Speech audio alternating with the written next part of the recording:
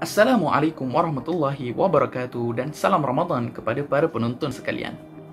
Untuk makluman para penonton sekalian, bersempena dengan bulan Ramadan Al-Mubarak ini, pihak Rakam Masjid akan menghasilkan siri video perkongsian yang dinamakan 30 Days Knowing Quran atau 30 hari mengenal Al-Quran, di mana setiap hari bermula hari ini sehinggalah ke hujung bulan Ramadan ini, kami akan kongsikan sedikit sinopsis atau summary tentang juzuk-juzuk yang terdapat di dalam Al-Quran secara ringkas.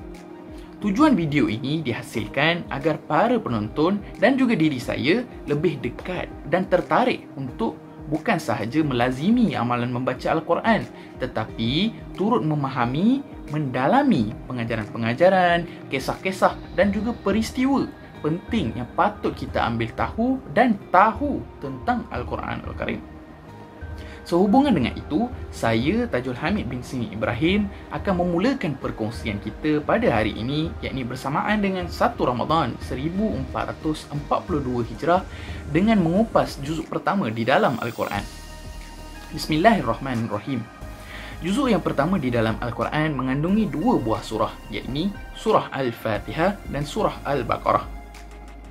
Surah yang merupakan teras kepada 113 surah selepasnya adalah surah Al-Fatihah, ataupun surah ini juga dikenali sebagai surah pembukaan. Malah Rasulullah SAW juga pernah menyebut surah ini sebagai surah Ummul Kitab, yakni ibu kepada Al-Quran. Secara amnya, surah ini boleh kita bahagikan kepada 2 bahagian, yakni bahagian yang pertama berbentuk puji-pujian kepada Allah Subhanahu Wa Taala daripada ayat yang pertama sehinggalah ayat yang keempat. Apakah ayat-ayat tersebut? Bismillahirrahmanirrahim. Dengan nama Allah yang Maha Pemurah lagi Maha Mengasihani. Alhamdulillahi Rabbil Alamin. Segala puji bagi Allah Tuhan sekalian alam. Ar-Rahmanir-Rahim. Yang Maha Pemurah lagi Maha Mengasihani. Maliki Yaumiddin. Yang memiliki hari pembalasan.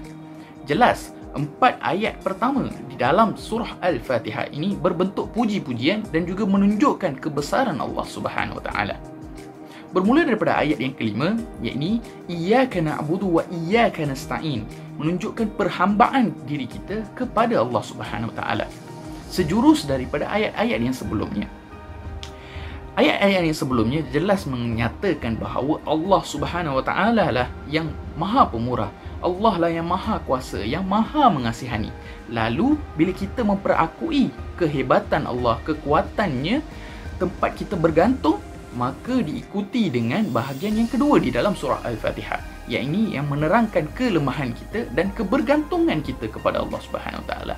Lalu bahagian yang kedua ini kita memohon pertolongan dan kekuatan daripada Allah Subhanahu Wa Taala.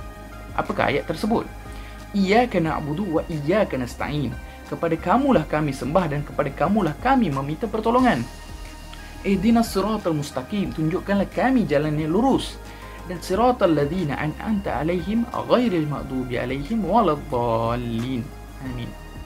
Ini jalan orang-orang yang telah engkau berikan nikmat kepada mereka dan bukan jalan orang-orang yang telah engkau murkai dan bukan pula jalan orang-orang yang sesat. Baik, itu adalah overview yang kita dapat lihat daripada surah yang pertama, iaitu surah Al-Fatihah daripada juzuk pertama. Surah yang kedua di dalam juzuk pertama ialah surah Al-Baqarah. Surah Al-Baqarah yang di-highlightkan di dalam juzuk pertama ialah daripada ayat yang pertama hinggalah ke ayat yang 141. Baik, surah ini boleh kita katakan sebagai sambungan atau continuation daripada surah Al-Fatihah, di mana kita dapat lihat surah ini, surah Al-Baqarah, menceritakan tentang pertembungan antara 2 golongan, yakni golongan yang diberikan nikmat oleh Allah dan golongan yang dimurkai oleh Allah. Jelas, ayat terakhir daripada surah Al-Fatihah, yakni surah yang sebelumnya, menyatakan siratal ladzina an'amta alaihim ghairil maghdubi alaihim. 2 golongan tersebut, yakni golongan yang telah diberikan nikmat dan juga golongan yang dimurkai. Jadi, di dalam surah Al-Baqarah ini kita dapat melihat kesinambungan antara surah pertama dan juga surah kedua, di mana ada kesinambungan tersebut. Baik. Sebagai permulaan, kita dapat lihat di dalam 5 ayat pertama surah Al-Baqarah menunjukkan kualiti dan sifat orang-orang beriman, yakni an'amta alaihim, daripada ayat terakhir daripada surah Al-Fatihah tersebut. Dan ayat-ayat yang seterusnya daripada surah Al-Baqarah ini menceritakan tentang orang-orang kafir, dan diikuti pula dengan ayat-ayat yang menceritakan tentang orang yang zahirnya Islam tetapi dirinya itu munafik. Dan diikuti pula dengan ayat-ayat Quran yang menjelaskan tentang orang-orang yang diberikan kitab tetapi tidak beriman, yakni merujuk kepada golongan Bani Israel. Okey, golongan Bani Israel ini diberikan pelbagai bentuk nikmat dan juga kitab, tetapi mereka tidak beriman kepada Nabi Allah Musa AS. Malah di dalam surah Al-Baqarah ini juga kita dapat lihat pertembungan antara dua golongan ini, yakni golongan yang diberikan nikmat dan juga golongan yang dimurkai oleh Allah ini bukan berlaku hanya pada zaman Nabi Musa AS, tetapi telah bermula sejak awal penciptaan manusia itu sendiri, yakni Nabi Adam AS, di mana kita dapat melihat pertembungan antara Nabi Adam AS dan juga Iblis laknatullah juga diceritakan di dalam surah Al-Baqarah ini. Baik, dan apakah kesudahan pertembungan ini? Kesudahan pertembungan ini ada digariskan di penghujung surah Al-Baqarah, di mana Allah menjanjikan kemenangan kepada orang-orang yang beriman. Kita dapat lihat keindahan Al-Quran kerana surah yang seterusnya juga memaparkan kesinambungan antara surah yang kedua ini, surah Al-Baqarah, dan juga surah yang ketiga, yakni surah Ali Imran. Sebentar tadi kita dapat lihat kesinambungan antara surah Al-Fatihah dan juga surah Al-Baqarah, di mana menjelaskan tentang golongan yang diberikan nikmat dan juga golongan yang dimurkai. Kita dapat melihat kesinambungan tersebut.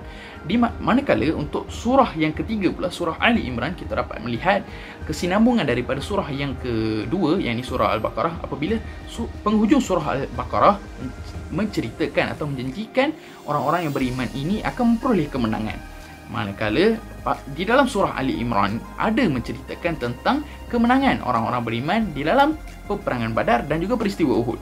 Jelas kita dapat melihat keindahan Al-Quran dengan kesinambungan dari satu surah ke satu surah. Jadi inilah serba sedikit tentang juzuk yang pertama. Mudah-mudahan ada manfaat yang diperoleh oleh para penonton. Dan segala yang baik itu sudah semestinya daripada Allah Subhanahu Wa Taala, dan segala yang kekurangan itu adalah daripada diri saya sendiri. Dan mohon para penonton tegur sekiranya saya ada sebarang kesalahan atau kesilapan sewaktu saya memberikan perkongsian sebentar tadi. Dan jika ada sebarang penambahan atau penambahbaikan dan juga poin-poin yang mungkin saya terlepas sewaktu perkongsian saya sebentar tadi, kami mengalu-alukan untuk tuliskan komen-komen anda dan juga penambahbaikan anda di ruangan komen di bawah. Mudah-mudahan perkongsian anda juga bermanfaat untuk kita semua sepanjang bulan Ramadan ini. Sebagai penutup, kami dari Sekretariat Rakam Masjid mengajak para penonton sekalian untuk terus mengikuti program-program kami dan juga perkongsian-perkongsian yang bakal kami berikan sepanjang bulan Ramadan ini. Dan teruskanlah support anda kepada media sosial kami, sama ada di YouTube, Instagram, Facebook dan sebagainya. Sekali lagi, salam menjalani ibadah puasa kepada semua umat Islam di seluruh Malaysia. Aku liqauli haza, assalamualaikum warahmatullahi wabarakatuh.